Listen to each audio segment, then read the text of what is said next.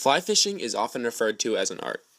As early back as 2,000 years ago, people have been using this technique to catch fish. Fly fishing is a much more complicated version of traditional casting, also called spin casting.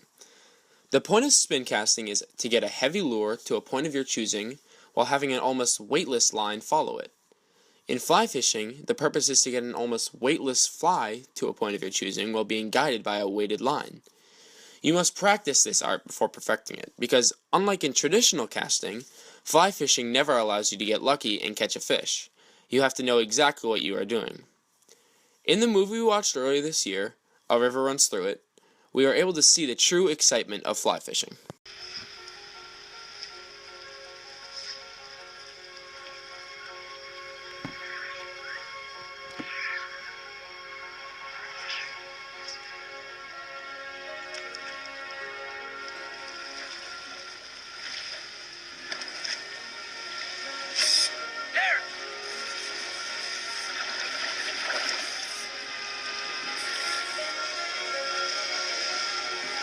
I have been fly fishing for about a year now, and it is something that I have fallen in love with. Something about it makes it so soothing. You will never fully understand what it is that it does to you until you experience it for yourself. When the brisk water is running against your legs and the sun is shining on your back, it is truly an amazing experience. It isn't the catching a fish that makes it all that, though. Sure, catching a nice trout can add to the experience immensely. That said, I could easily enjoy a nice fishing outing without a single bite. To me, fly fishing is much more than just fishing.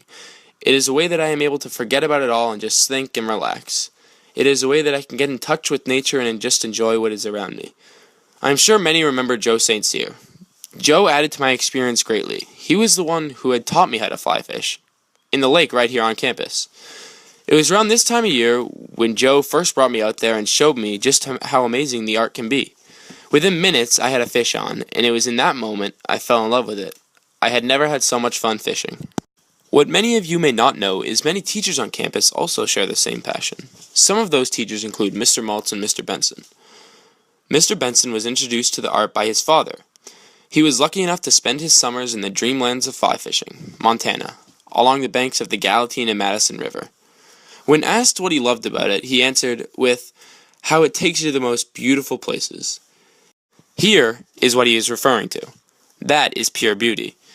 He also added how you always enjoy who you're with, some good friends or even a family member. In this case, his father and his grandfather. Similarly to me, he also enjoys the clear sense of mind and the focus on the moment and what is going on in the water. Today he finds his home river along the Snake River in Idaho, behind the Grand Teton mountain range. His favorite experience in his many years of fly fishing was the first time him and his father went to the Bahamas to fish for bonefish. Through his experience, he was able to become a guide in Jackson, Wyoming for 10 years, and he continues to enjoy the art today. Mr. Maltz is another avid fly fisherman on campus. Mr. Maltz started differently from Mr. Benson and I. He started after finals his senior year of college, the week before graduation, as more of a last-minute excursion. The trip proved to be unsuccessful, up until the last 5 minutes where he was able to catch a small brook trout.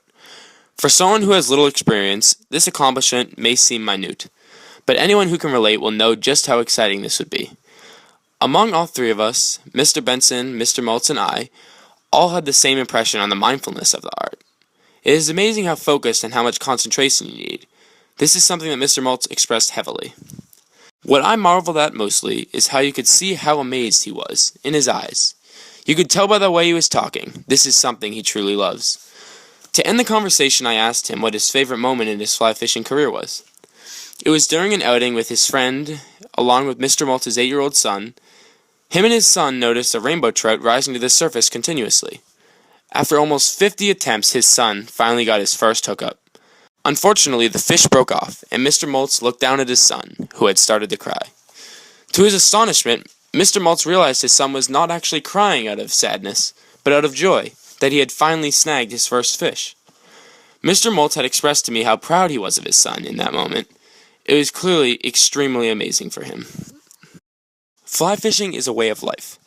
It is an extremely amazing and intricate art, and if you have never tried it, I would highly recommend it to anyone.